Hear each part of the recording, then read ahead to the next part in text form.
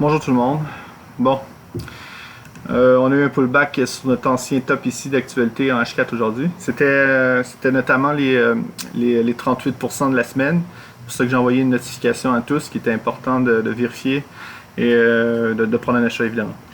On a toujours notre zone d'actualité ici, notre précédent top ici qui avait eu beaucoup de mèches à vérifier pour une zone swing. Est-ce qu'on va l'atteindre ou pas? Bon, on reste en attente. Le temps venu, on réagira. N'oubliez pas de réajuster. On a eu un nouveau plus haut. N'oubliez pas de réajuster vos fibos de semaine, de trimestre et de mois. Donc notre mois, j'ai pas vérifié, mais on avait ici notre mois. Donc voilà, on a le mois en cours. Désolé, c'est un peu le bordel. Là. Oui, je fasse le ménage là-dedans. Là. Ça me donnerait déjà une idée si on aurait un recalement un peu plus intéressant ici. On voit bien qu'en horaire, on a vraiment un creux en volume ici. Donc si par rapport à notre mois, on viendrait qu'à venir ici sur les 27 950, ben, ça reste toujours notre zone intéressante swing intermédiaire. Vous voyez? C'est grosso modo la même ici, la MM50. Donc le marché a vraiment dépassé ça. En H4, si on revient ici, s'ils se sont donné tant de mal à dépasser cette zone-là, c'est pas nécessairement pour la réintégrer du premier coup. C'est juste ça qu'il faut garder à l'esprit. Bon, par rapport à la planification, en M1, si quelqu'un prenait le temps de regarder un peu l'ouverture des marchés, qui a quand même été directionnelle, évidemment, par rapport à... Je ne vais pas revenir non plus sur le récap de pré-market, là. Mais on avait bien vu qu'il y avait un potentiel haussier par rapport au volume transactionnel d'accumulation en 15 minutes. Donc, chose qui a été faite, chose qui a donné une certaine puissance en pré-market. Et on avait la chance, évidemment, en début de séance, de prendre un overlap direct au départ, si on voulait, et même sur pullback. Moi, ce qui est intéressant aussi, j'ai pris une vente ici. Je me suis risqué à le faire parce que j'ai pris, tout simplement, j'ai pris ici le mouvement, vous voyez ici le mouvement après-market. On a un petit range ici d'accumulation, une sortie aussi haussière, ok? Donc, tout ce que j'ai fait, c'est que j'ai reporté ici ma zone et je l'ai reporté juste ici en haut. Et en live entre nous, mais bon, c'est là que j'ai pris mon short, simplement. Donc, ça a bien été, c'était intéressant. Malgré tout, je surveillais toujours ici l'overlap en M1 et je suis rentré aussi encore à l'achat. Franchement, aujourd'hui, c'était une belle journée pédagogique, puis en plus pour de trading, c'était vachement intéressant. Par rapport aussi à une planification de vente pour tous, moi ce que j'ai fait, mais j'ai vu une faiblesse encore une fois. Vous voyez ici en M5. Donc on a eu une faiblesse. En M15 aussi, on a eu une faiblesse. Vous voyez? Et c'est là que j'ai apporté une planification pour tous. J'ai juste pris en M1 moi. Quand on est revenu sur les plus hauts encore, puis on a fait un pullback. Juste prendre ici les 75% qui m'apparaît toujours intéressant, toujours un deal dans les circonstances.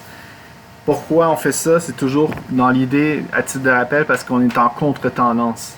Donc on prend les extrêmes hautes le plus possible et on ne le fait pas non plus à l'aveugle ou on le fait parce qu'on a une raison, parce qu'il y a une stagnation et voilà quoi.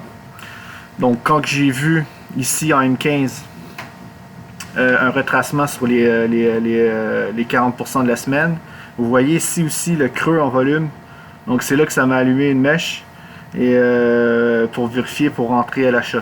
Donc évidemment pour prendre aussi un bénéfice vendeur et rentrer à l'achat. Donc c'était grosso modo un peu la gymnastique des prix aujourd'hui, mais tout a été correct. Hein. On aura même ici quand vous vouliez acheter les 23, ça a super bien fonctionné. Hein. Donc on a eu un repli un peu plus conséquent. On a été légèrement au-dessus, on s'est rapproché, les fibos à ce moment-là étaient ici. Vous voyez, on a vraiment touché les 23 et on surveillait notre sentier, que ça donnait un bel achat. Mais on avait un overlap en plus en M1. Donc, et vous voyez en plus à ce moment-là le creux en volume. C'est là qui est intéressant de regarder et que je vais prendre le temps de vraiment regarder de jour en jour. Moi, je suis quelqu'un de discipliné, je suis quelqu'un de travaillant. Donc, je ne changerai pas de jour au lendemain. Et je me mets là-dessus, je travaille là-dessus. Donc, c'est ça qui est ça, comme on dit.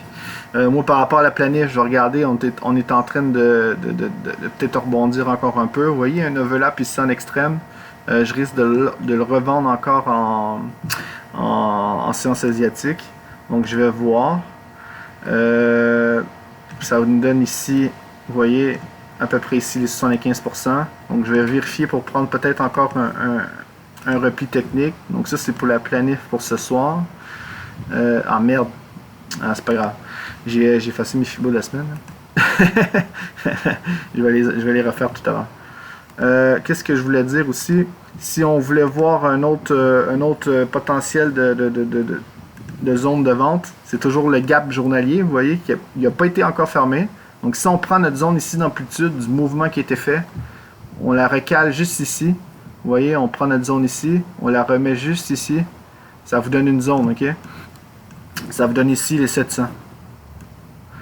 Donc si on aurait vraiment une clôture, en tout temps une clôture, c'est l'objectif peut-être pour vendredi demain. Aller voir les 28007. Et je vous rappelle les 28007 sur le graphe journalier sur les futurs, c'est la close. C'est la close ici du gap.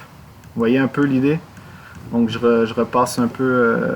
Et ça, c'est une planification pour demain. On va voir. Évidemment, je ne dis pas nécessairement de shorter ici, mais voir qu'est-ce qui se passe, c'est quoi le comportement. Donc aujourd'hui, est-ce que c'était un point de retournement aujourd'hui ici? C'est possible, hein, il y a quand même eu du volume. Vous voyez ici le volume tout ici.